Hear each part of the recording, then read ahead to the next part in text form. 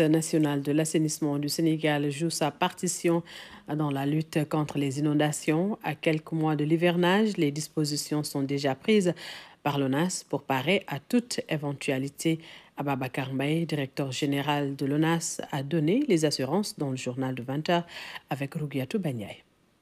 Les dispositions qui sont prises par l'ONAS, donc c'est dans un premier temps essayer de préparer en fait les opérations qu'on appelle les opérations pré-hivernage, qui consistent à faire le curage de l'ensemble des réseaux qui existent au niveau de Dakar, mais aussi l'entretien évidemment donc des stations de pompage.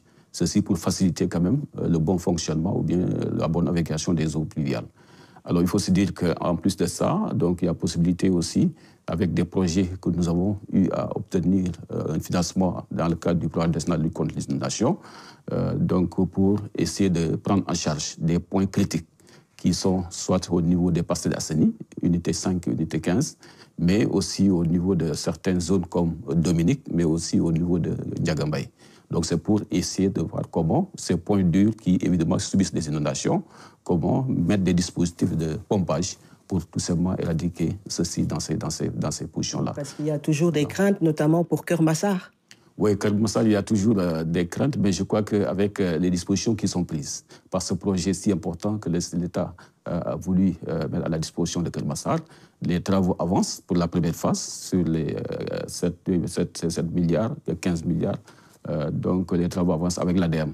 Disons que pour cette première phase-là, les travaux normalement devront terminer pour cette première phase, c'est-à-dire donc le collecteur principal qui en réalité est très bien avancé.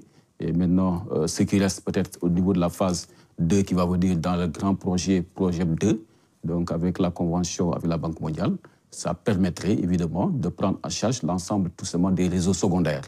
Donc qui permettrait de drainer l'ensemble des eaux provenant évidemment donc des maisons et des quartiers donc environnants. Parlons justement du lancement demain des travaux de renouvellement du collecteur Anne Fan. Quels sont les enjeux de ce projet? Voilà, merci beaucoup. Donc je crois que c'est très important un tel projet. Il fait tout simplement donc des orientations de la vision du président de la République, qui a voulu tout simplement, en quelque sorte, prendre en charge cette préoccupation du collecteur Anne Fan, qui en réalité, c'est un collecteur qui date de plus de 70 ans et qui draine les eaux donc, de la zone HLM, donc Grand Dakar, voire même Anne. Donc vous voyez bien, c'est une conduite stratégique. Malheureusement, cette conduite est très vétuste. Donc elle subit pendant plusieurs années des affaissements. Et ces affaissements-là, en quelque sorte, c'est dû tout simplement à cette détérioration tout simplement des conduites due tout simplement à l'hydrogène sulfuré, qui est en réalité due à la présence des eaux usées au niveau de ces conduites-là.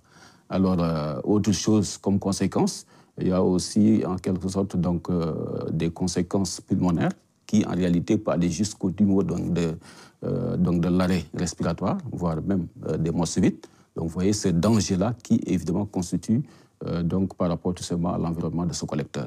Alors c'est pourquoi évidemment il est en quelque sorte important de penser à ce que ce collecteur puisse être renouvelé. Donc c'est demain le lancement qui va permettre tout simplement de commencer les travaux, qui ne se limitent pas seulement au renouvellement du collecteur Anne Fan, mais sur 100 km de réseaux secondaires et tertiaires qui seront évidemment renouvelés. Donc au bénéfice tout simplement de la gestion des eaux usées de cette zone que j'ai dit tout à l'heure. Mais il se trouve qu'il y a des constructions sur le réseau, sur le tracé du collecteur. Comment vous allez gérer cette question? Oui, il y a des empiètements, évidemment, plus de centaines de concessions, soit c'est des concessions d'habitation ou bien commerciales, mais aussi des écoles, voire même tout simplement des mosquées. Et ce qu'il faut dire, évidemment, on a pris des dispositions au niveau de ce projet-là pour soit dévier le tuyau de canalisation ou bien essayer de faire en sorte que, une fois dévié ou bien dévoiement, on va essayer tout simplement de plomber ça avec du béton pour que quand même qu'on ne perde pas évidemment le délogement tout simplement de ces occupations-là. Donc on va faire le maximum possible tout simplement d'utiliser les déviations. Et ce qui est sûr qu'évidemment, on ne va pas évidemment dire qu'on a zéro. On aura zéro évidemment emprise, mais forcément il y aura des emprises, mais on va essayer de faire au maximum pour qu'on puisse amoindrir ces emprises-là. Et qu'il n'y ait plus de construction, de nouvelles constructions. Oui, là, je crois qu'il faut toujours essayer, à partir de ce projet-là, je crois que, en fait, que ce soit les promoteurs, que ce soit au niveau des structures étatiques, qu'on s'oriente sur comment, en fait, permettre ONAS, au niveau de ces projets immobiliers, donc qu'on puisse permettre à ONAS de donner un avis favorable. Donc, pour, évidemment, sécuriser tout cela. Maintenant, il faut se dire, en réalité, même au niveau de lotissement, il faut que l'ONAS donne, évidemment, son avis là-dessus, technique, donc pour permettre justement d'éviter ces genres d'empiètement, qui le plus souvent, on voit ça au niveau de l'ensemble des réseaux que nous avons au niveau des villes. Et ces travaux vont durer combien de temps? Bon, ces travaux vont durer 24 mois. Déjà, il y a 6 mois d'études, et ces études sont terminées. Donc, ce qui reste, c'est vraiment les 24 mois de travaux, d'intenses, pour permettre tout simplement de, en quelque sorte, régler cette problématique de gestion, tout simplement, de ce collecteur Anne-Fan. Ababacar Mbaye, directeur général de l'ONAS, qui est revenu sur les dispositions prises par l'Office national de